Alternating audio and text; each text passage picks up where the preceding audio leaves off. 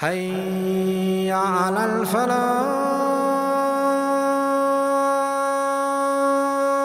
Whenever we go through financial difficulty or hardship, we need to bear in mind that Allah subhanahu wa ta'ala is in absolute control. And we need to bear in mind that Allah subhanahu wa ta'ala would not have left us without advice, without guidance, without instruction as to what to do in order to help ourselves. For indeed, al-malu malullah, the wealth actually belongs to Allah. When you came onto the earth, what did you have? You did not even have your clothing. Your parents or someone else had to clothe you. Thereafter, as you grew older, what happened? Perhaps there were days when yourself or your parents or those a little bit earlier could not afford a pair of shoes.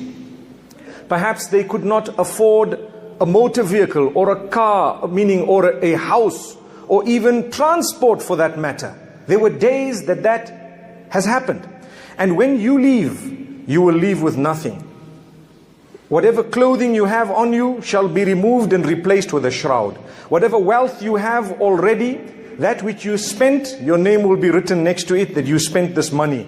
That which you did not spend, others will be owning it, or if not owning it, then they may even fight for it. May Allah subhanahu wa ta'ala not let that happen. Ameen. So, we know that at this moment in time, in this country, we are going through such a difficult financial time, or should I say, such difficult times, whereas it's so tough to explain to someone who's not living it as to what is going on. We agree. You tell someone living in Singapore, for example, that we have something called bond notes. It might take you half an hour to explain, and even after that, they will not comprehend exactly what's happening. We are taught, number one, by Allah subhanahu wa ta'ala, that when you are going through hardship, difficulty, one of the first things you should do is thank Allah. Amazing. How many of us knew that? You have to be thankful. How can you tell me I'm going through hardship? I must say, oh Allah, I thank you. How can you say that? That is what Allah says. Subhanallah. You want increase in goodness, you have to thank Him. How can I thank Allah? I'm going through such a mess. I owe this one. I have to do this. I cannot afford that. I don't know where my food is going to come from. I don't know where my clothing is going to come from. I have no idea how I'm going to survive. My brain is totally, stressed out completely. My whole system is struggling and suffering. My health is deteriorating, and you are telling me to thank Allah. The answer is yes. That's what Allah says. لَإِن شَكَرْتُمْ لَأَزِيدَنَّكُمْ وَلَإِن كَفَرْتُمْ إِنَّ عَذَابِي لَشَدِيدٌ. If you are going to be thankful, we will grant you increase in goodness. And if you are going to be ungrateful, and because you are going through certain problems and issues, you forget the goodness that Allah has bestowed upon you, in that case, our punishment is quite severe. Allah says we can punish. We know. May Allah subhanahu wa ta'ala not do that to us. So, the way that the Prophet ﷺ taught us to show gratitude is by looking at those who are suffering in a bigger way. Take a look at people across the globe. Suddenly they're driven out of their homes. If we think we have a few potholes on the road because of the rain, take a look at those who have lost their lives because of floods. They've lost their property. Hundreds of thousands of people have lost so much across the globe. You would not be able to even go through a little bit of that. So Allah says, I'll let you get away with 5 potholes on your street. And that also we complain. Allahu Akbar. So if you don't want the potholes, okay, we can fix up the road. But what if we decide to send a flood that will destroy your home and kill a few people? Astaghfirullah. Rather thank Allah to say, Ya Allah, we are fortunate. We still have a means to get through. We still have 5 potholes. Other places they don't even have the road. Allahu Akbar. So this is the teaching of the Prophet ﷺ. Remember, my brothers and sisters, we cannot stress it enough. Always look at those who are struggling more than you are. spend time to sit in one place and to think about what's happening. We read stories about people who've lost their homes, whole cities, like look at Syria, for example, Aleppo, and so many other cities, totally, completely destroyed. The hundreds of thousands and millions of people have no other means of survival besides thinking of jumping onto a makeshift boat to cross an ocean a few thousand kilometers. Have you ever even thought about that? Do you ever think, subhanallah, that your problem can be worse than that? People with bombs raining all over them, left, right and center. They don't know why. They themselves have no understanding of why this is happening. Why me? What did I do? Is it just because I am saying La ilaha illallah? Is it because I'm a Muslim? Is it because the land I am living in has oil or has diamonds or has gold or something valuable under our feet? What is the reason? We don't know. That's what they will tell you. Subhanallah. But they are struggling. When you look at their struggling, you will realize what we are going through is nothing. You have a bond note. They don't even have a note. And they don't even have a bond. May Allah subhanahu wa ta'ala forgive us. So you have no option. One of the first steps of alleviating financial strife or struggle is to thank Allah. Oh Allah, I have. What do I have? I have a lot. You've given me clothing. I've been used to buying new clothing every second year. I don't need that. I can have the same clothing for 5 years, 10 years. What's wrong?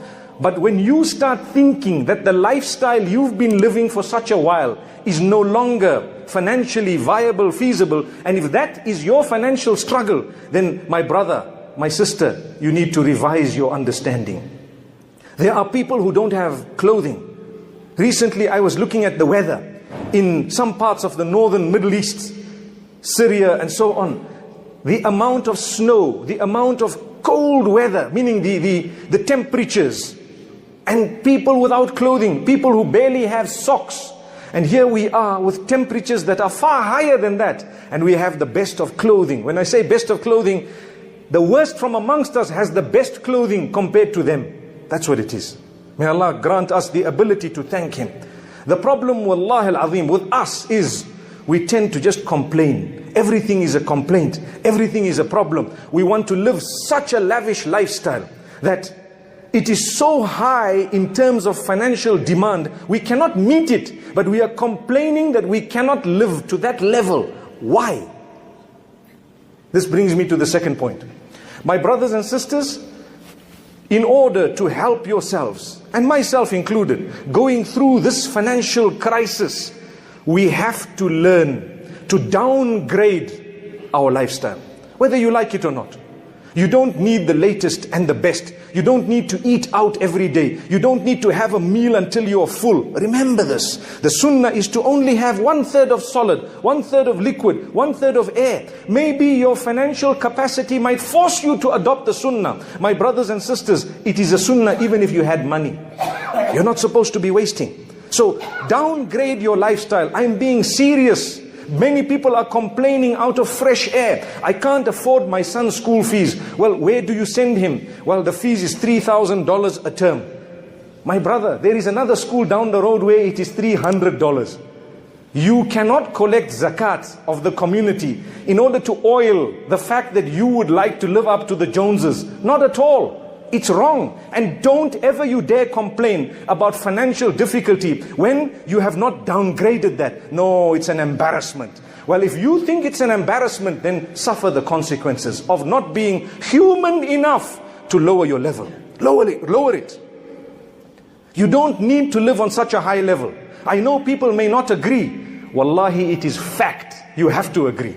You have to downgrade. There's no harm. You have to downgrade. If you are struggling financially, take a look at the few dollars that you can save. Sit down and write, where have I spent my money? Take a look, this is unnecessary, that is you will be shocked at how much you can save.